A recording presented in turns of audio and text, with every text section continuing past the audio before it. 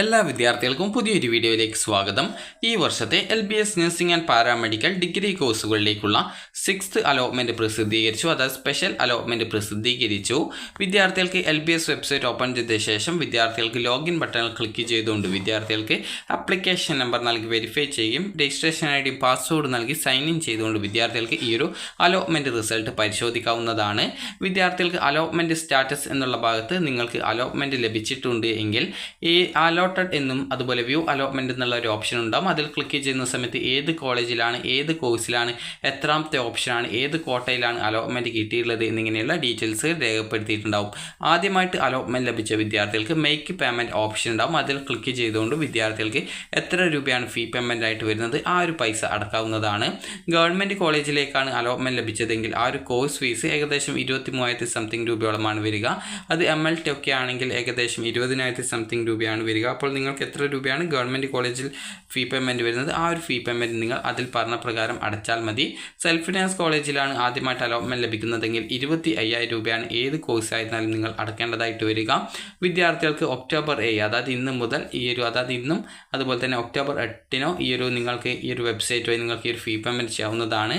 Make payment ഓപ്ഷനിൽ click ചെയ്യുന്ന സമയത്ത് 2 ഓപ്ഷൻസ് ആണ് ഉണ്ടാകുക. ഒന്ന് ഓൺലൈൻ മോഡ്, രണ്ടാമത്തെ ചലാൻ വഴിയുള്ള മോഡ്. ഓൺലൈൻ മോഡ് ആണെങ്കിൽ നിങ്ങൾക്ക് അതിൽ ക്ലിക്ക് ചെയ്ത് നിങ്ങളുടെ debit card, credit card, net banking, UPI ഇവയൊക്കെ ഉപയോഗിച്ചുകൊണ്ട് നിങ്ങൾക്ക് ഫീ പേയ്മെൻറ്റ് നടത്താവുന്നതാണ്.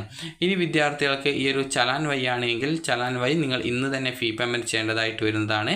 അപ്പോൾ വിദ്യാർത്ഥികൾക്ക് അതായത് ഈ ഒരു ഫീ പേയ്മെൻറ്റ് നിങ്ങൾക്ക് ഏകദേശം ചലാൻ വഴിയാണെങ്കിൽ 24 മണിക്കൂറിന് ശേഷം മാത്രമായിരിക്കും നിങ്ങൾക്ക് ഈ ഒരു അതായത് നിങ്ങളുടെ അലോട്ട്മെൻറ്റ് മെമ്മോ ലഭ്യമാവുള്ളൂ. അതായത് ഫീ പേയ്മെൻറ്റിൻ്റെ ആ ഒരു ഡീറ്റെയിൽസ് വെബ്സൈറ്റിൽ എഫക്റ്റ് ചെയ്യണമെങ്കിൽ ഏകദേശം 24 മണിക്കൂർ എടുക്കും. ബാങ്ക് വഴിയാണ് അടക്കുന്നതെങ്കിൽ അപ്പോൾ നിങ്ങൾ ആ ഒരു രണ്ടാമത്തെ മോഡ് വഴിയാണ് ഫീ പേയ്മെൻറ്റ് ചെയ്യുന്നതെങ്കിൽ അതിൽ ക്ലിക്ക് ചെയ്ത് ആ ഒരു പ്രിൻ്റ് ഔട്ട് അതായത് ചലാൻ്റെ പ്രിൻ്റ് ഔട്ട് എടുക്കുക. അതിൽ നിങ്ങളുടെ ആപ്ലിക്കേഷൻ നമ്പർ അതുപോലെയുള്ള ഡീറ്റെയിൽസുകൾ ഉണ്ടായിരിക്കും. അപ്പോൾ നിങ്ങൾ ആ ഒരു തൊട്ടടുത്തുള്ള ഫെഡറൽ ബാങ്ക് ശാഖയിൽ പോയിക്കൊണ്ട് നിങ്ങൾക്ക് ഈ ഒരു ഫീ പേയ്മെൻറ്റ് നടത്തിക്കഴിഞ്ഞാൽ നിങ്ങൾക്ക് ഏകദേശം 24 മണിക്കൂറിന് ശേഷം നിങ്ങൾക്ക് ആ ഒരു നിങ്ങളുടെ അലോട്ട്മെൻറ്റ് മെമ്മോ ലഭ്യമാവുന്നതും അലോട്ട്മെൻറ്റ് മെമ്മോയും മറ്റ് ഡോക്യുമെൻറ്റ്സുകളും എടുത്തുകൊണ്ട് വിദ്യാർത്ഥികൾ പോയിട്ട് അഡ്മിഷൻ നേടേണ്ടതുമാണ്. ഒക്ടോബർ 10 വിദ്യാർത്ഥികൾ പോയിട്ട് ഈ ഒരു ഫീ പേയ്മെൻറ്റ് ചെയ്യേണ്ടത് ഫീ പേയ്മെൻ്റ് അല്ല അഡ്മിഷൻ നേടേണ്ടതാണ്. അപ്പോൾ ഓൺലൈനായിട്ടും വിദ്യാർത്ഥികൾക്ക് നേരത്തെ പറഞ്ഞതുപോലെ ടോക്കൺ ഫീ പേയ്മെൻറ്റ് ചെയ്യാവുന്നതാണ്. അലോട്ട്മെൻറ്റ് ലഭിച്ച് നിങ്ങൾ ഈ ഒരു ടോക്കൺ ഫീ പേയ്മെൻറ്റ് ചെയ്ത ശേഷം നിങ്ങളുടെ ഹോം പേജിൽ നിന്നും ലോഗിൻ ചെയ്ത് നിങ്ങൾക്ക് പ്രിൻ്റ് ഔട്ട് അതായത് അലോട്ട്മെൻറ്റ് മെമ്മോയുടെ പ്രിൻ്റ് ഔട്ട് എടുക്കാവുന്നതാണ്. അപ്പോൾ ഈ ഒരു അലോട്ട്മെൻറ്റ് മെമ്മോയും അതുപോലെ ഒറിജിനൽ സർട്ടിഫിക്കറ്റുകളും സഹിതം നിങ്ങൾക്ക് ഒക്ടോബർ 10 പോയിട്ട് അതായത് 10 വൈകുന്നേരം 3 മണിക്ക് മുമ്പായിട്ട് പോയിട്ട് നിങ്ങൾ അഡ്മിഷൻ എടുക്കേണ്ടതാണ്. അലോട്ട്മെൻറ്റ് ലഭിച്ച് നിങ്ങൾ അഡ്മിഷൻ നേടിയിട്ടില്ല എങ്കിൽ ലഭിച്ച അലോട്ട്മെൻറ്റ് നഷ്ടപ്പെടുന്നതായിരിക്കും. അതുപോലെ തന്നെ NRI കോട്ടയിൽ അലോട്ട്മെൻറ്റ് ലഭിച്ച വിദ്യാർത്ഥികൾ NRI കോട്ടയുമായി ബന്ധപ്പെട്ടുള്ള ഡോക്യുമെൻറ്റുകൾ വിദ്യാർത്ഥികൾ ഈ ഒരു അഡ്മിഷൻ സമയത്ത് ഹാജരാക്കേണ്ടതാണ്. അപ്പോൾ വിദ്യാർത്ഥികൾ ശ്രദ്ധിക്കേണ്ടത് നിങ്ങൾക്ക് പുതുതായിട്ട് അത് നേരത്തെ ഒരു കോളേജിൽ അലോട്ട്മെൻറ്റ് ലഭിക്കുകയും എന്നാൽ ഇപ്പോൾ ഈ ഒരു അലോട്ട്മെൻറ്റിൽ പങ്കെടുത്ത് മറ്റൊരു കോളേജിലേക്ക് മാറ്റം ലഭിച്ചിട്ടുള്ള വിദ്യാർത്ഥികൾ നിങ്ങൾക്ക് മുൻപ് ലഭിച്ച കോളേജിൽ നിന്നും നിങ്ങളുടെ ഡോക്യുമെൻറ്റ്സ് ഒക്കെ തിരികെ വാങ്ങി നിങ്ങൾ പുതുതായിട്ട് അലോട്ട്മെൻറ്റ് ലഭിച്ചത് ഏത് കോളേജിലാണോ ആ ഒരു കോളേജിൽ പോയിട്ട് അഡ്മിഷൻ നേടേണ്ടതാണ്.